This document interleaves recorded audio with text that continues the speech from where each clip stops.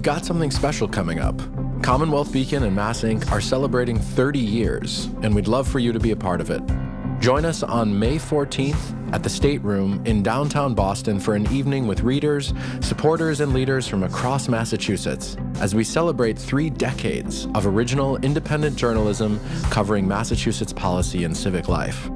We'll also be talking about the future with Ali Noorani of the Barr Foundation and Marty Barron, former editor of the Boston Globe and the Washington Post, both sharing their thoughts on how CommonWealth Beacon can help Massachusetts move forward. To learn more and grab your tickets, visit commonwealthbeacon.org/30th or click the link in the episode description. Hope to see you at the State Room on May 14th. Tickets are on sale now.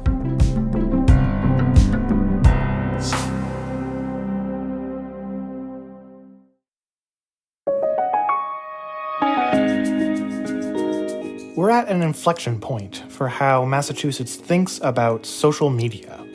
In the past few weeks alone, we've seen a surge of momentum to regulate platforms like Instagram and Facebook more strictly, especially when it comes to young users. The House approved legislation this month that would ban anyone younger than 14 from using social media, and it would require parental consent for 14 and 15-year-olds. Governor Maura Healey has her own proposal to limit the potentially addictive features that platforms can present to minors. And at the same time, the state Supreme Judicial Court just ruled that Meta is not automatically immune from a lawsuit by Attorney General Andrea Campbell, alleging that it exploited young users of Instagram. That decision punctures the legal defense that Meta sought to deploy nationwide during a growing fight. So how did we get here? After all, it was just a bit more than 2 decades ago that Facebook launched right here in Cambridge, or the Facebook, as it was known at the time. We're going to dive into that question and much more. I'm Chris Lisinski, and this is the Codcast, CommonWealth Beacon's weekly podcast about policy and civic life in Massachusetts. My guests this week are Anna Martinez-Aleman from Boston College and John Wibby from Northeastern University.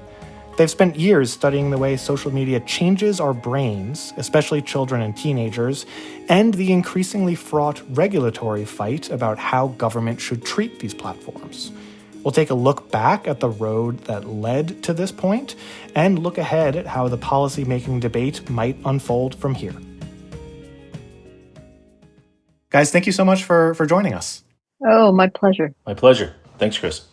John, I'm going to start with you, and where I want to frame this discussion, where I want to open this discussion is actually with a look back. Social media has been around for the better part of 2 decades. It's been a wildly popular, almost ubiquitous feature of American life for more than a decade.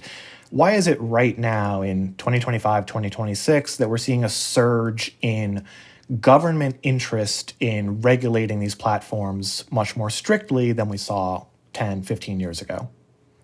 Well, I think it's a combination of the evidence of harm, particularly to young people, starting to really accumulate. We've had at least a decade now of pretty powerful empirical research that's starting to demonstrate the degree of harm. We've also had some public intellectuals like Jonathan Haidt and others out there, making the issue more salient, I think, in public discourse. I think also around the world, there are a lot of experiments going on, whether it's Europe with the Digital Services Act and other regulatory efforts, but also Australia, India, Brazil. There are lots of different efforts out there to regulate this dynamic social media space in different ways. And so I think in the United States, we've started to see those experiments as potentially fruitful. The tech companies have also gotten so powerful that I think there's a collective sense within the democracy that there needs to be a counterweight.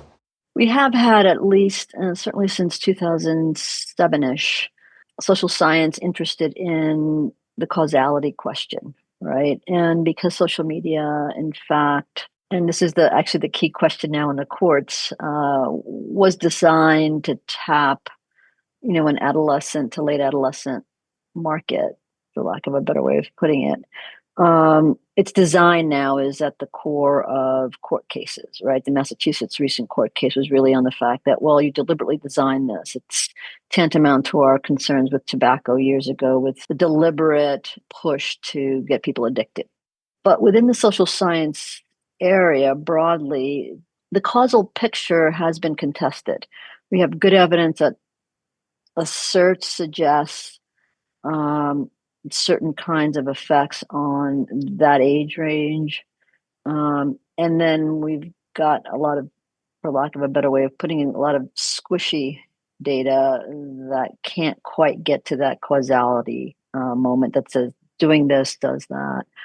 We know that heavy and problematic use is consistently associated with anxiety and depression and poor sleep, issues around self-harm, but it's not that direct causality.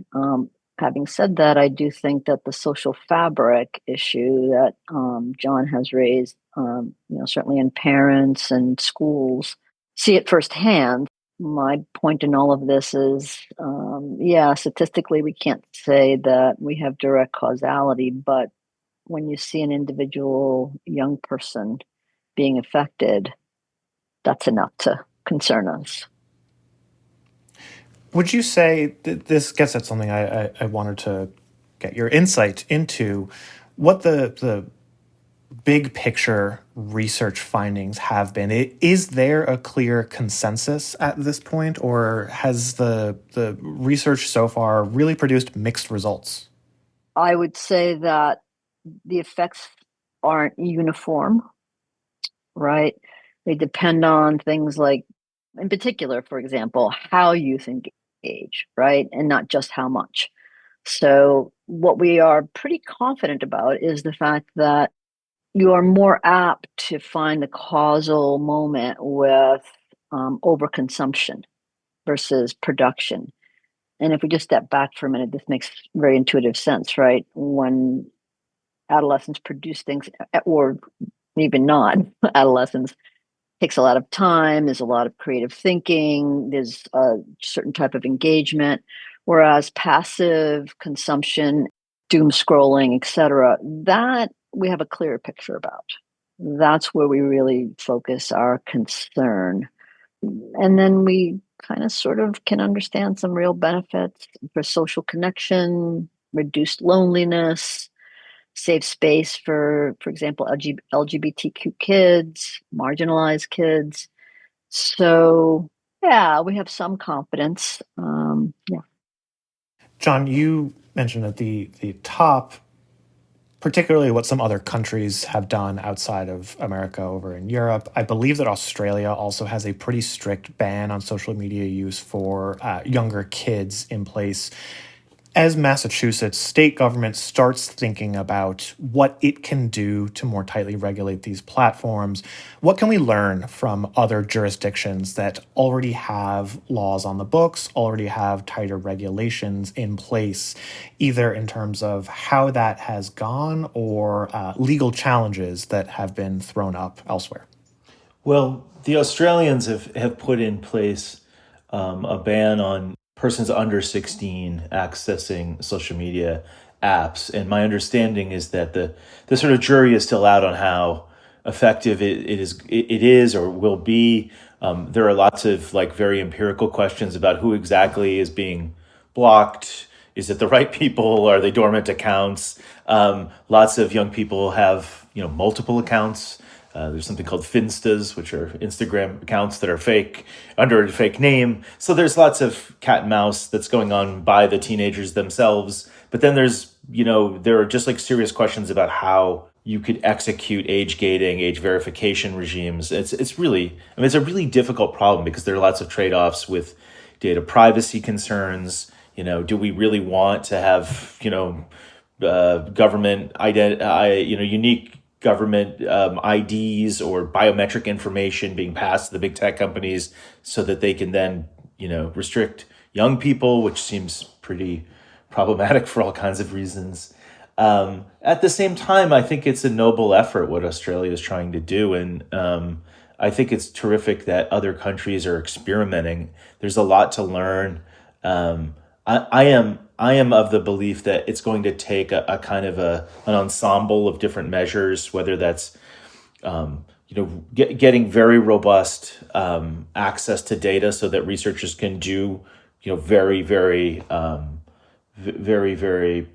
powerful and careful research. We don't have that data. We have to do things in labs. We have to do things that, there are always questions about external validity and whatnot. But, were we to get that kind of data, I think we need to figure out, who is this making a difference? Would the algorithm, changing the algorithms be the thing? Should we restrict autoplay? Should we restrict infinite scroll? And we have to study these things. And I hate to just say, sort of wave my hands and say, we need more research, but we really do need to figure out where are the levers in order to protect young people. And I'm not sure we're quite there yet. So what Australia is doing, I think, is interesting, probably helpful, but probably insufficient and maybe not scalable to every other society and culture, which may have different norms around data privacy and teens. I suppose I wonder whether you think that action is premature right now, whether here in Massachusetts or in other American states. If we do need more research, would you make the case that state governments or even the federal government should wait until the research paints a clearer picture before pursuing things like specific age restrictions or bans on features like infinite scroll? Or is it fair in your mind, worthwhile in your mind, to start thinking about some policies, see how they go, and then adjust along the way? Or I guess another way to put that question is, what needs to come first, clearer research picture or actual governmental action? I think they can go in tandem. I mean, I do think back on a lot of educational changes that we've made historically in the in the 20th century and certainly in the 21st century. We toddle along with the law, and certainly in other cases of public good and the social concerns around things like drunk driving, for example. Education in particular, and then parents' engagement with education has always had to sort of move in that rhythm or that stride, and whether or not the courts can support them. I think that the Massachusetts case is a bit of a bellwether, right? Because it's about design, deliberate design. And the social economists actually have the better research on this. Because in fact, what they're arguing is that, well, this is a free market capitalist system. We've got these corporations. Are they deliberately engaging in the design of their product to hook people, right? And in particular, to hook children. So that, I think, is a great bellwether to really listen to, and how the courts in the states, because the federal government, although this is the case, I think, rested on the fact that because it was designed, isn't protected by the federal government's, the Commonwealth Decency Act or something like that. I don't think it's a cart before the horse kind of thing. I think that we've always moved in tandem, and we do need a lot more research. Whether the courts listen to that research is another question.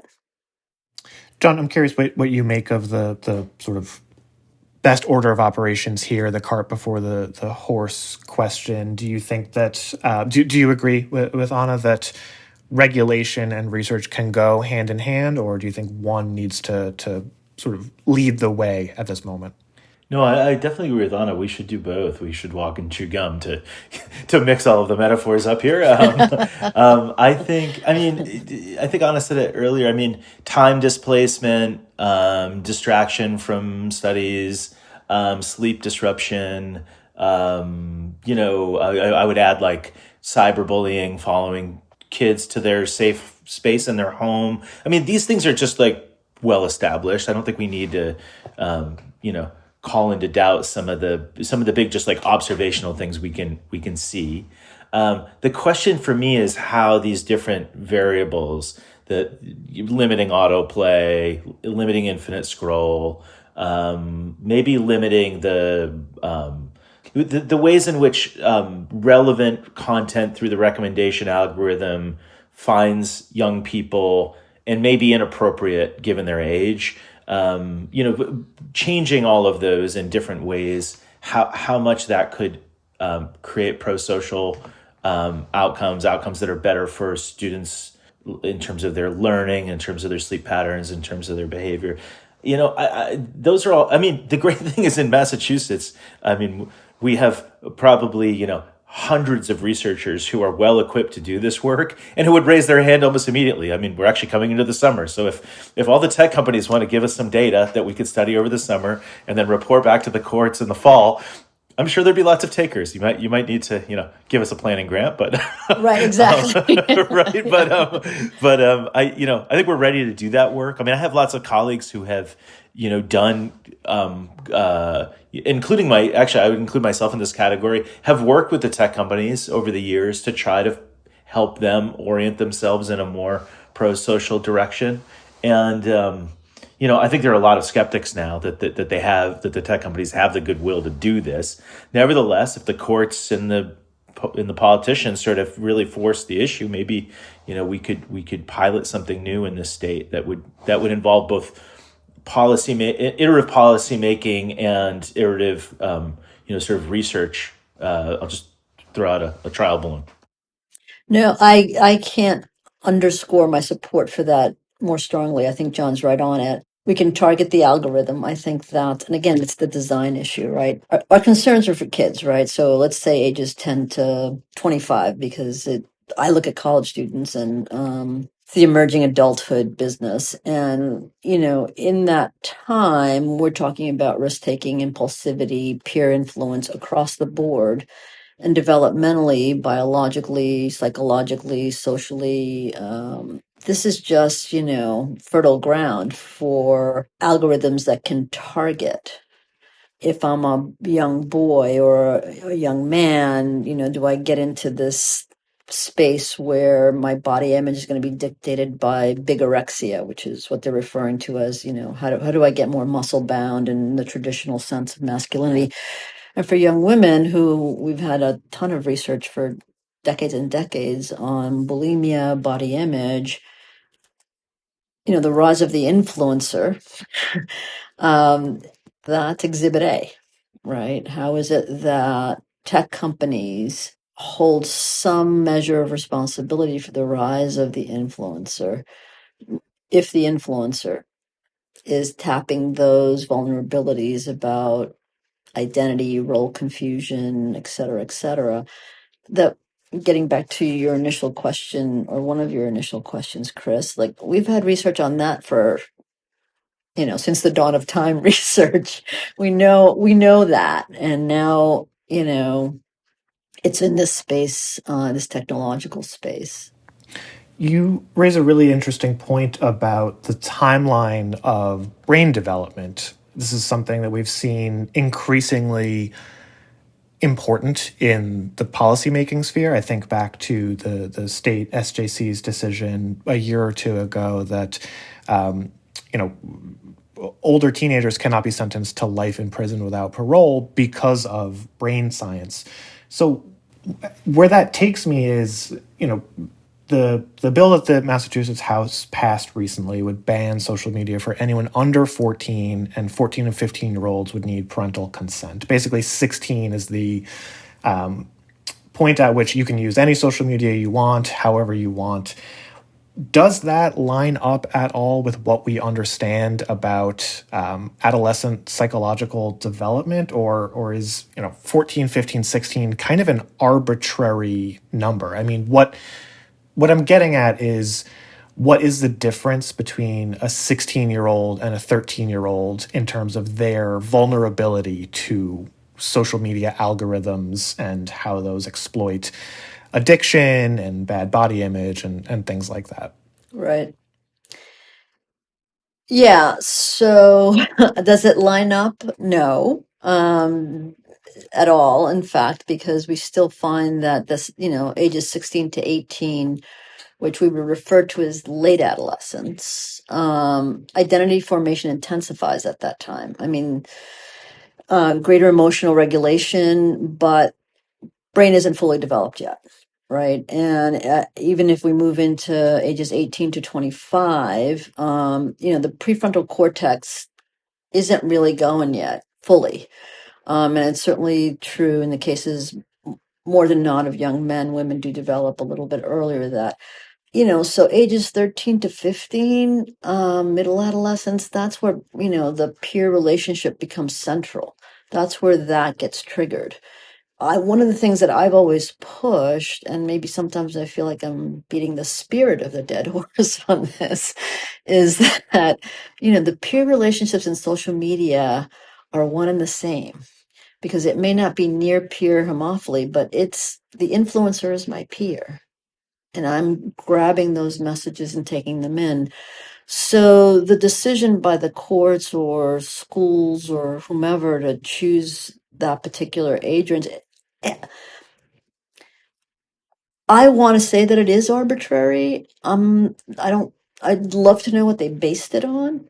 I'm not sure that I would want, my kids are in their 20s, so I didn't have this, sort of fully, but I don't know. I wouldn't want my 16-year-old necessarily free to engage with it without some semblance of literacy. I do want to underscore that point, by the way, that I don't want to absolve the rest of us, meaning parents, schools, friends, etc., from realizing that it's going to take, and I think John mentioned this before. I'm trying to remember exactly how you said it, John, but this is a multinodal moment, right? It's going to take parents, it's going to take schools, synagogues, churches, to really bring literacy around this for our kids. Yeah, I just want to agree with everything Anna said, but also to add that in some ways, if the brain science, doesn't line up perfectly with legislation, I think that's actually okay.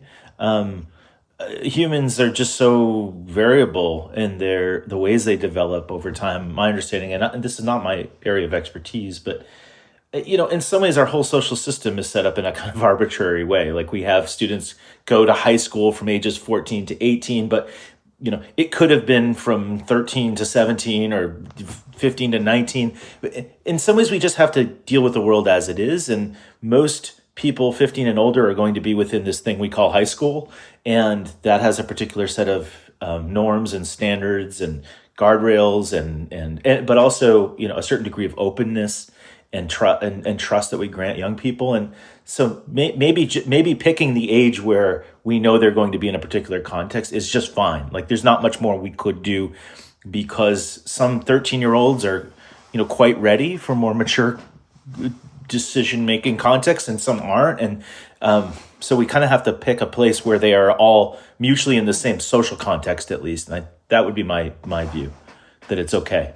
Yeah, no, I think that the variability issue is always something that certainly, in the sort of social psychology world, we're always thinking about, right? And your point about, some 13-year-olds can handle abstract thinking a lot better than other 13-year-olds, et cetera, et cetera. And so getting back to the question that Chris posed about it being an arbitrary, it's like, yeah, but arbitrary isn't necessarily bad. I mean, we assume, for example, that at 18, our 18-year-olds are adults. I wouldn't say that about when my kids were 18 necessarily, but it's the notion of adulthood, right? That somehow, but you're right. John's right. I'll note, because we're a fully audio platform, that as Anna is saying adults here, she's doing air quotes, which I think really adds to the point being made about 18-year-old as a cutoff for adulthood. I guess I'm going to ask a slightly provocative question, because I'm just really interested what you two will think. Are we too focused on children here? Is the debate about the potential harms of social media unnecessarily constrained to minors? I'm not going to name names, but I know of people in my parents' generation who have seemingly had their worldviews entirely rewired by social media. Do we need to think more broadly about the role that these play in society and how we regulate them, other than just we need protections for teenagers and children? My view is that at least in the media and communication sphere, over time in the United States, we've often used harms to minors as the place where we begin to have the conversation about the whole society. And you could take, you could take FCC rules around obscenity. You could take the 1996 Telecommunications Act, which was very much around communications decency and, arguably a kind of moral panic about what the internet was going to do to young people. We're sort of back in that place again. And historians would say, the corruption of the youth concern has gone back all the way to the ancient Greeks and probably the ancient Chinese. And so this is in some ways, I think, very natural, where we're looking to the most vulnerable place within our community and we're trying to figure out how should we move the norms, what are our values, what do we really believe in. And so I think you're right, Chris. There are lots of older people who are corrupted older people or who just suffer from tech addiction. But this seems like a good place to start, in my view. But I don't, Anna, I don't know how you're feeling about it. Oh no, I couldn't agree more. I do think that certainly in sort of in Western cultures, we always see the youth as the most vulnerable. It is a bit of an ironic moment, right? We want to protect them from this thing that we also want to use, right, as adults. But then we can make the argument, well, they shouldn't smoke, but I can smoke. They shouldn't drink, but I can drink. So in the American headspace, this sort of makes sense. What's interesting to me in this particular space is the fact that now we have generations that have known nothing other than that, right? So, and even though we have good data on the different types of uses across, how old and gray you get, right? It is still very, very much, in my mind, sort of a correlate of how we understood all technology changes, since the Gutenberg printing press kind of thing, right? So, many people worried about the telephone and many people worried about the telegraph, not, sort of getting rid of the writing of the letters and things like that. But now we have generations that know nothing else, much like I knew nothing else other than to talk on the phone forever when I was a teenager, right? And their choices are different. And you can draw a line between age and where they're going and what they're doing on it. So that things like political engagement, social, religious, those types of ways in which their feeds engage them are very correlated with age and gender in particular, and also race and political position. The question is always, especially when I invoked history, so I'm the culprit here. But whenever you invoke, nothing's new under the sun, that you do have to ask, like, is something actually different this time? And I do think that these deeply personalized algorithmic feeds, where there is essentially no way for adults, short of just standing over the shoulder of the child or the teenager, this is something new under the sun. There is in other words, radio and TV and other kinds of mass media, we had real visibility into what the content was, and we could then make suppositions about what it would do to the minds of young people. In this case, there is a kind of lack of transparency, a sort of black box dimension that I think is extremely consequential and does make this different. If we think about all of the ways in which, for the sake of argument, let's say TV versus social media, right? I think the isolation point is important, right? For the most part. I mean, it's not purely isolation in both cases, but nonetheless, so it becomes highly personal. The fact that the manipulation of what I see is, as John pointed out, it's at the algorithmic level that is so deep.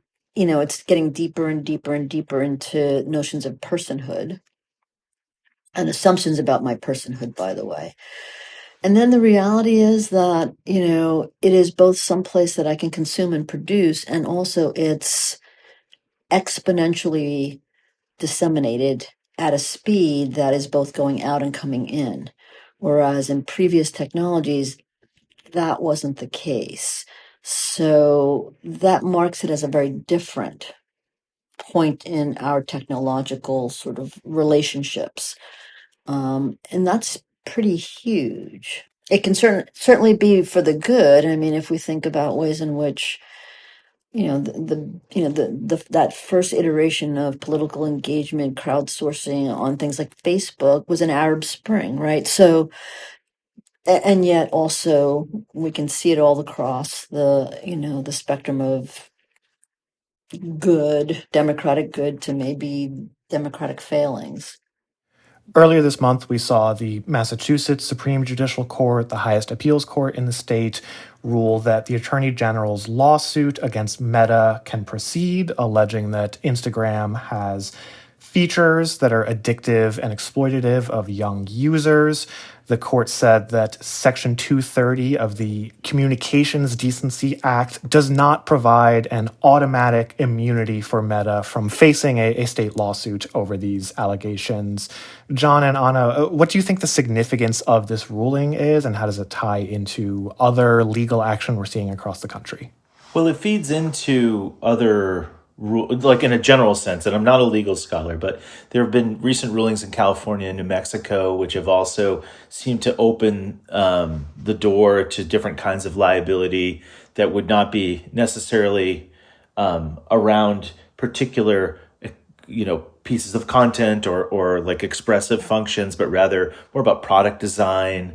And this is, I think, where the rubber is going to hit the road, which is, does Section 230 do something more than allow, what were called like interactive websites or whatever the language was, and crafted in 1996 under the Communications Decency Act? Does that actually also apply to the sort of the broader product design and features and functionality that are, in some way, my colleague Laura Edelson at Northeastern would point out, like, some of these actually have patents, right? So the idea that they aren't a product, is kind of weird, right? I mean, some of these things are patented, and so we sort of know that they are by definition a kind of product, and not necessarily a particular speech act or expressive function. And so, I don't know how all of these will ladder up to a very I think complicated Supreme Court calculus. So in the Moody versus NetChoice cases,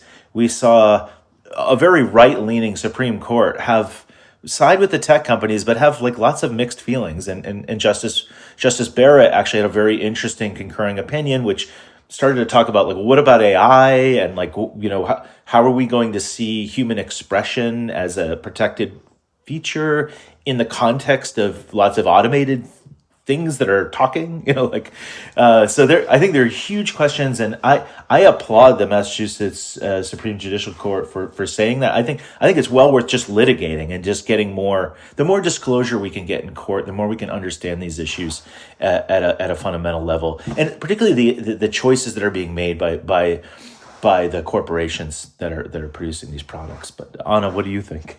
I agree very strongly. I mean, what the SJC did here was open the door by saying, hey, 230 doesn't apply to you, in fact, because it's not about user posts. So it's not on the user, but it's how you or Instagram itself was designed. And that's huge, because then it allows us to then go back to the New Mexico verdict that said, oh, this is about consumer protection violation. So now it's fundamentally back into this sort of consumer space. And are you purposely creating a product to harm me or to potentially harm me? And then it's also the issue of potentially harming non-adults, right? And I think that's huge. And I think that the more litigation we have on that score, I think the more productive we can be with it. Because arguing that, as has been the case in many, many cases in the courts, that some poor family has had a child who killed themselves and had really deep mental health issues, and somehow the notion that it was exacerbated or it was led on by social media. I haven't seen the kind of legal impetus, or at least positive impetus, to really go in that direction. Whereas here you have something that is very, very much relying on court precedent and a federal statute, and we like those, right? So I'm with John. I think that the more that we can get disclosures on the part of tech companies through the courts, the better off we will be to be able to manage it all. Thank you both so much. This was just really a fantastic discussion. Great. Well, thank you, Chris. Thanks, and Chris. John, great to meet you virtually. Yeah, let's organize a panel or conference or something. I don't know. I'll send you an email. Sounds good. Okay. Thanks again to Anna and to John for joining me on this week's episode of the Codcast.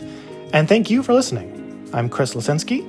This episode was engineered by Charlie Casella, who also did our production and theme music. Leave a rating and review wherever you're hearing this now if you want to help other folks find us. Feel free to email us, codcast@commonwealthbeacon.org, if you ever want to get in touch directly, and we'll catch you next week.